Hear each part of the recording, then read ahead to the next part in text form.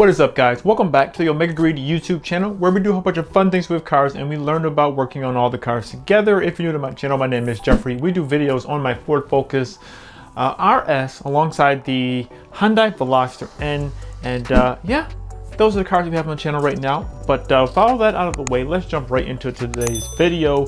Today's video, we're talking about my Focus RS, and well, things are a little bit worse than what I was originally expecting it to be. So, if you guys don't know, really quick recap. My car drove here from Buffalo, New York to Los Angeles, California. After the drive, my sister drove for some period of time. The clutch was just basically wearing out. At first, I thought it was maybe the synchros, because I didn't drive my car really, honestly. That whole trip I drove the Veloster N. So when I got here and I got into the car, I only really tried to get in it in like third and fourth gear. At first, I just thought it was just third and fourth gear that was just, you know, that it was losing those two gears.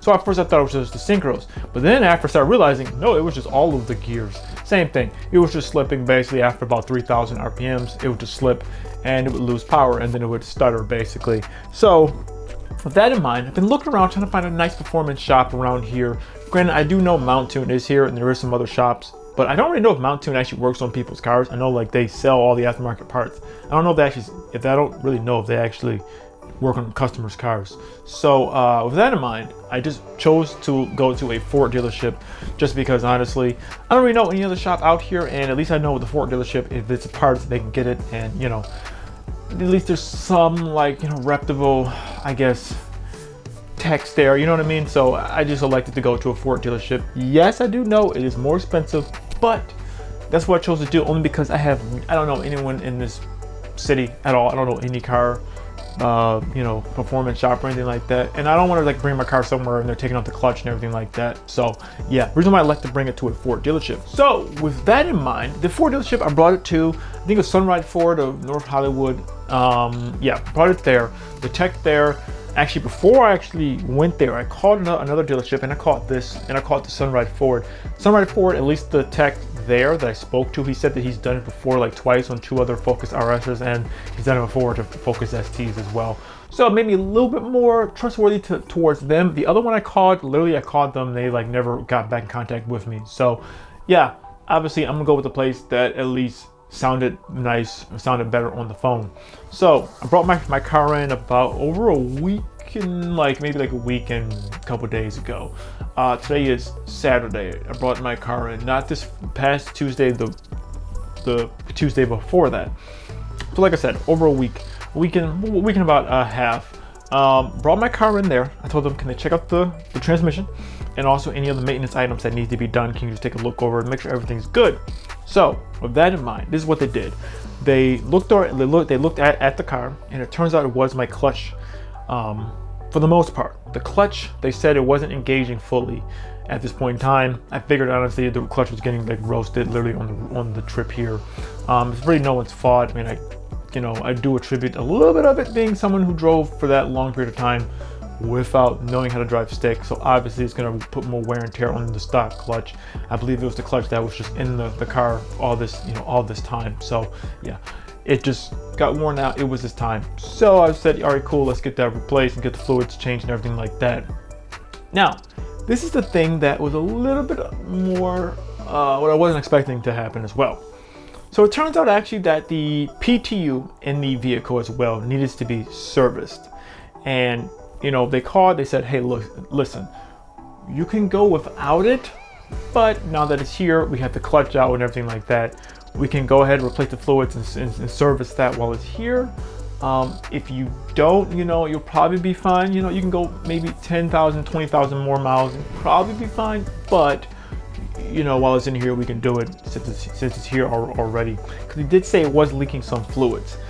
Now, I just told them, all right, fine, let's go ahead, let's just do it. I'm gonna do a whole price breakdown and all this stuff as well later on if you guys want to know, because my car is out of warranty, so this is just me paying for it to be done by them. If you're curious what it is, I'm sure, you know, look, I know it's going to be cheaper somewhere else, but if you're curious to see what a Ford dealership will actually charge you to do this type of stuff, yeah, I'll have the price breakdown for you guys in a little bit once I get the car back, not once I get all the final numbers. But yeah, so to my understanding, actually, even after doing a little more research on this, the PTU is the power transfer unit, and is exactly, it's the unit that helps transfer the power from the front of the transmission all the way back to the rear, because of the all-wheel drive system that's inside of the Focus RS.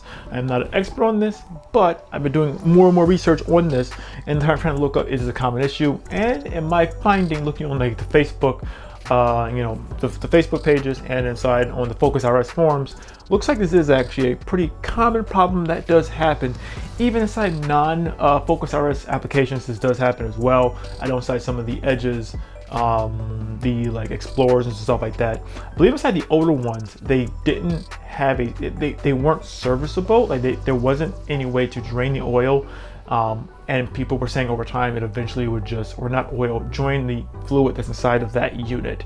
I guess eventually some people say like you just had to, like Ford from factory was like it's a non-serviceable item.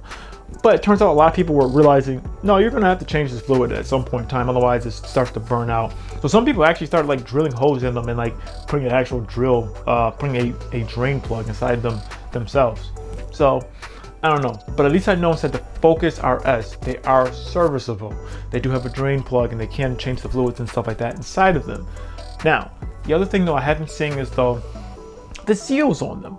Turns out some people, not everyone, but some people are claiming that the seals on them, they go bad eventually and they just start to leaking out the fluids that's inside of it. I have never personally noticed any fluids leaking out of it, but when I went there, they said like actually a good bit of fluids have leaked out of it. I've never noticed it at all. When I had if you guys are subscribers to my channel, back when we were in Buffalo, I had the Jeep Grand Cherokee, the lifted one. I had the Miata as well. I checked those fluids, I think, more than the Focus RS. I never actually looked underneath the Focus RS really for fluids at all.